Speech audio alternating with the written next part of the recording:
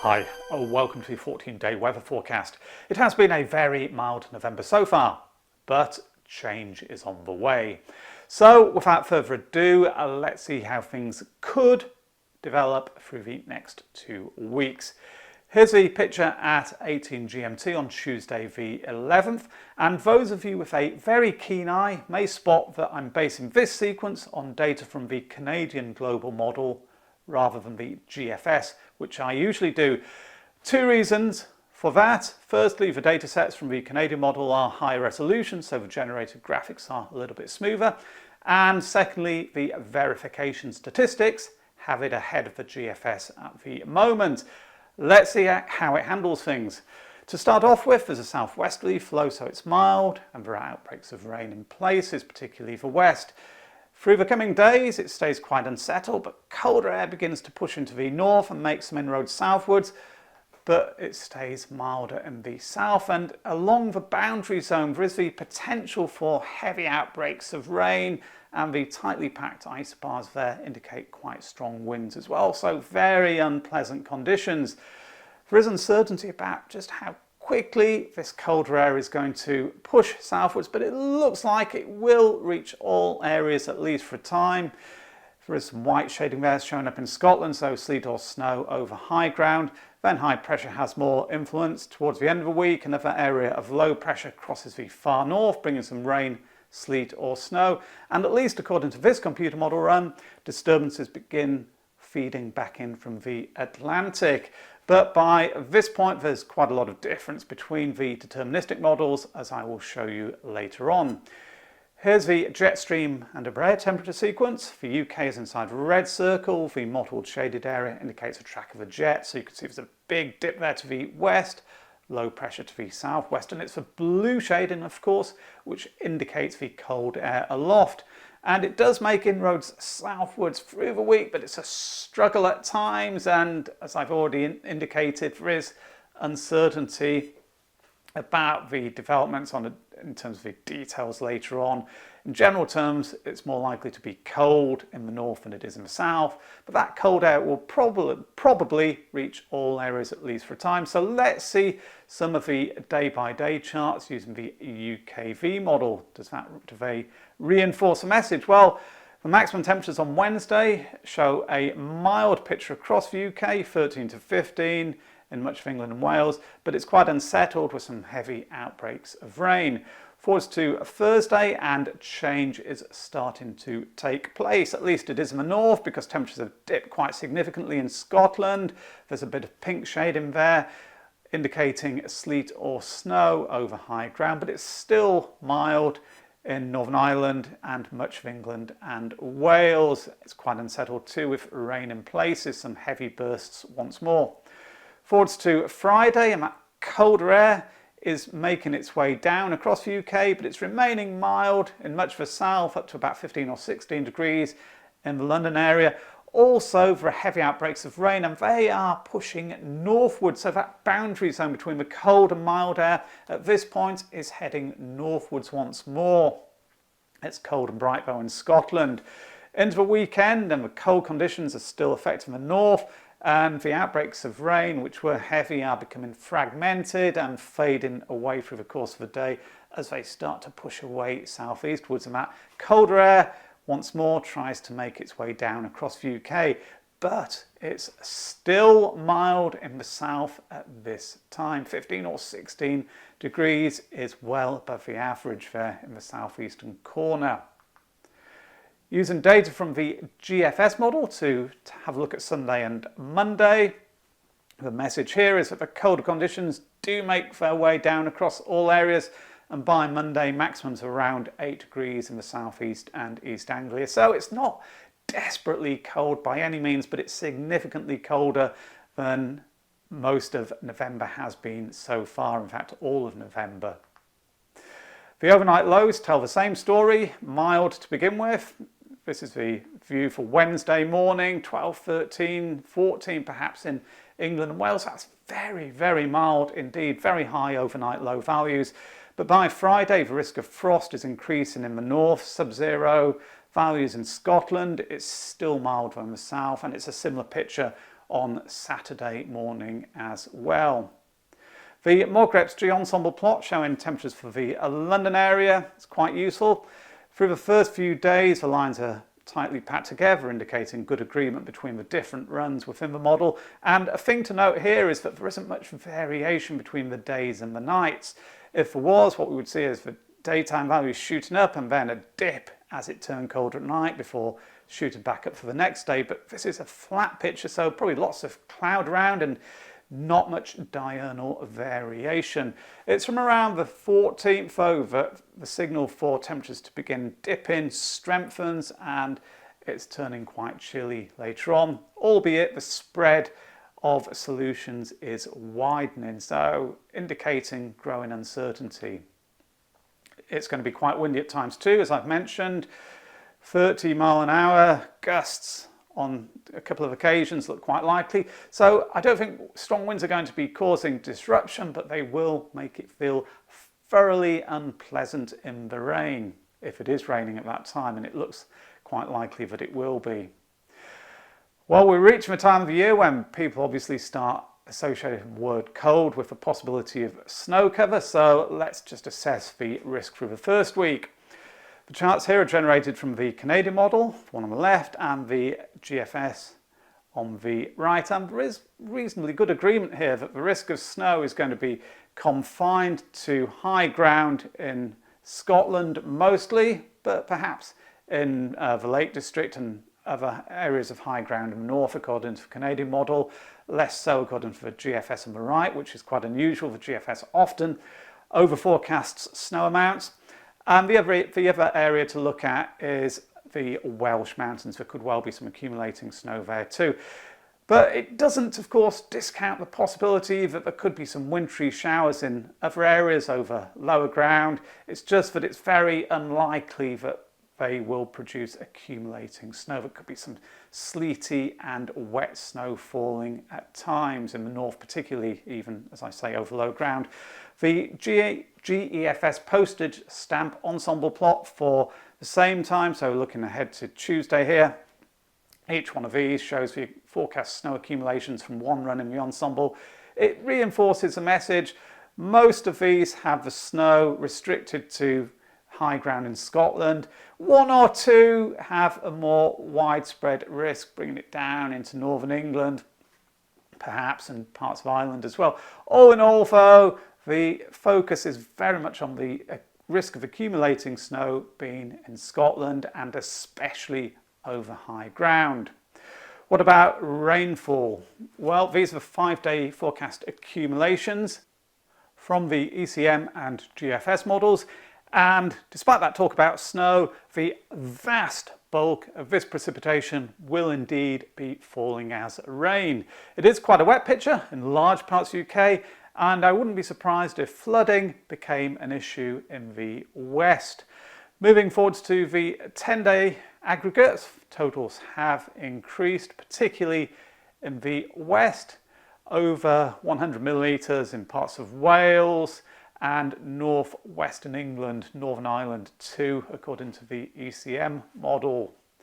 So, in more general terms, how do the deterministic models compare with each other as we head towards the end of the first week?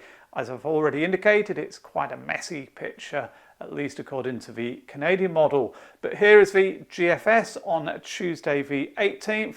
There is a northerly flow moving down across all areas, high pressure centred to the west and to the northwest, and actually the Canadian model at first glance looks similar, but there is a small area of low pressure there just to the far north. It's bringing outbreaks of rain, sleet and snow to Scotland, and in the days which follow, these systems quickly make their way in from the Atlantic. The German icon, quite messy as well. There's an area of low pressure there close to Scotland, a little bit like the Canadian model. High pressure to the southwest and to the west, to the northwest. But some indications that disturbances from the Atlantic will be breaking through. The ECM model, so the European model, has low pressure there close to the northwest, and it's quite a chilly setup with high pressure centered to the northwest. The artificial intelligence version of the same model has the blocking area of high pressure air building northwards to the west of the UK, and finally the UK Met Office Global. There are some differences here, but the general picture is fairly similar. We've got high pressure nudging in from the west, low pressure to the south and to the north. So the details between those models are different. The general picture is likely to be quite a chilly or rather cold one as we head towards the end of the first week. There's that risk of rain, sleet and particularly hill snow in Scotland, maybe also disturbances starting to push in from the Atlantic, but very, very uncertain. So how do things develop then as we head through the second week? What are the trends and the probabilities? Let's start with the 16-day GEFS plot for London. Upper air temperatures across the top, and to begin with, most of the runs are significantly below the thick black line, which is the 30-year average. You can see the thick purple line, the ensemble mean, is several degrees below it. Later on though, it starts to recover, and by the end of the second week it's close to or slightly above the 30-year norm. But also the spread is increasing and there are a few very mild runs in the mix which could be skewing that calculation. All in all though, quite a chilly picture, but as I've already indicated, even towards the end of the first week there is quite a lot of uncertainty about whether the colder air will be embedded in the south, and as I'll show you in a moment, the GEFS is a little bit more gung-ho about that than some of the other ensemble models. The risk of rain increases towards the end. There are not very many spikes there to begin with. There are a few. Later on their number starts to climb. What about snow down here in London? Well, it's a low chance. The snow row reaches 4, it can go up to 33. And as I always point out, that doesn't mean any snow which fell in those 4 runs would be accumulating. It could just be a few flakes mixed into a shower or a heavier burst of rain. The ECM ensemble, though, the artificial intelligence version of it, is less keen on the colder incursion, as I've mentioned. You can see here the thick purple line recovers more quickly than it did on the GEFS plot, and towards the end there it's actually a relatively mild picture aloft. At least the thick purple line is several degrees above the 30-year norm towards the end of the second week. So often the GEFS and the European ensembles, the physics-based one and the artificial intelligence-based one, are close together, but on this occasion the differences, I think, are fairly significant in that the European artificial intelligence ensemble model wants to bring back that mild air more quickly, at least in the south. What about the 2-metre temperatures for London? Here are the GEFS-based data tables. Rather chilly to begin with, but not desperately cold. Still lots of light green in these columns. In fact, it's the majority for much of the second week, and light green indicates maximum temperatures between 6 and 10 degrees. It's the dark green which reaches 45–50% on recent updates as a maximum, which indicates for cold conditions for dark green between 1 and 5 through the days, and the amount of it is decreasing as we head through the second week. So the trend here, even with the GEFS, is for temperatures to be climbing as we go through the second week after that rather chilly start. The nighttime lows, lots of dark green, so between 1 and 5, and there is some blue there, sub-zero runs, which would suggest night frosts, air frosts rather than just ground frosts. And if you get outside London, the risk, of course, would be greater. So if there are some quiet and clear nights, then frost will readily form. It could well be the first air frost many people have experienced this season in the south. Up to Manchester, a similar trend. 850 HPA temperatures, mostly below the 30-year average for the first few days at least. Then later on the spread starts to increase and the ensemble mean is pulled up back towards the long-term average. The risk of rain increases. It's fairly dry to begin with, and it's just worth noting here that the snow row reaches 10, so 10 out of 33 close to a 30% chance of snow falling. It then rapidly decreases through the second half of the week down to 1 or 2 runs in the model going for that possibility. So it wouldn't be surprising if the falling snow wasn't restricted to high ground in the north, but as I'm saying, accumulations are a different ball game. The 2-metre temperatures for Manchester, colder than London through the days. Dark green makes up the bulk of the columns in the first few days. It then decreases as the trend is for temperatures to recover, and the nighttime lows suggest a greater risk of frost than in the London area.